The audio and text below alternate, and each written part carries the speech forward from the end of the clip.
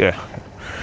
Sasa ajenda ya leo ni umuhimu wa kupasha tairi moto. Nilisha rekodi video lakini naona memory card ilishajaa.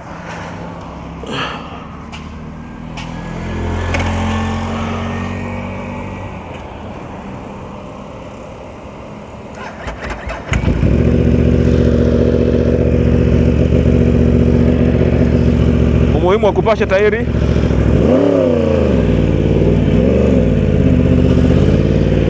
moto kabla ya kuamsha.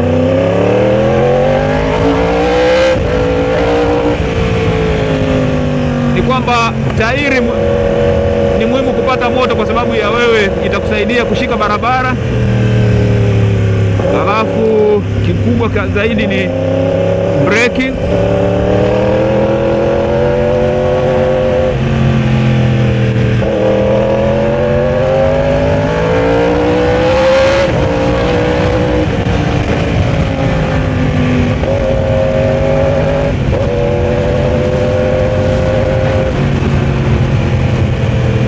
Iko kwenye reserve hapa, nataka nikajaze feri, sijui kama nitafika.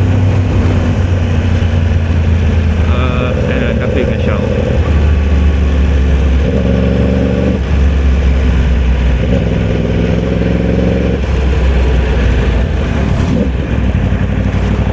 Kwa hiyo jaribu kusema ni kwamba utaki jambo la kwanza ukishika brake litakalotokea ni tairi kuwa against you, yani kuenda kinyume na unavyotaka, yani zikakuchota kwa sababu tu hazijapata moto. Haya mambo yanafanyika sana kwenye bike kubwa. Kwa hiyo tembea kilomita chache, alafu unashika brake kidogo, unazipasha tairi moto kidogo. Baada ya hapo ndio unaweza ukafunguka. Ni muhimu sana. Hili jambo unajua watu wengi hawazingatii.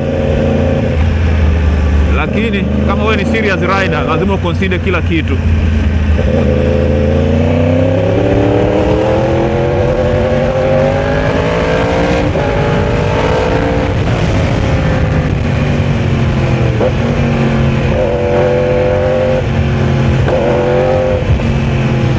Kwa sababu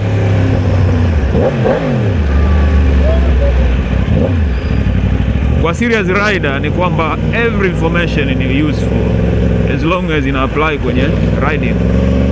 Kila information unayoipata lazima uizingatie. Kwa hiyo pasha tairi zako moto, tembea kilomita kadhaa, shika breki nini. Ukishakuwa una uhakika tairi ziko sawa, kama ndio unaenda trip yako ndefu, unaweza ukafunguka vizuri tu. Zingatia tu masharti mengine yote ya barabara.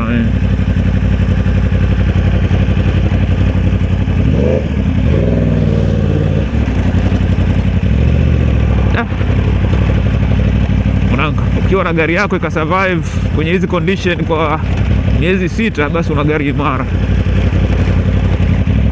Yaani inamaanisha hujaua bushi, hujaua kitu chochote.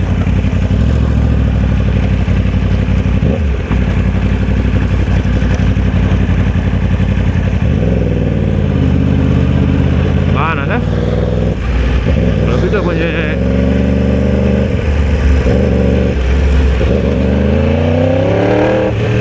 japo najua suspension zetu za bike kama hizi zinakuwa stiff kidogo kwa sababu ya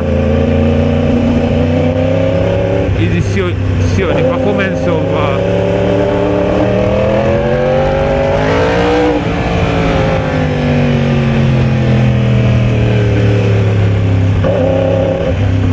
performance of comfort.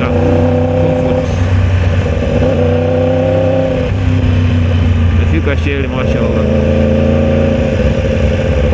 Hii ni moja ya testi pia. Lazima utesti bike yako kwamba sorry mama.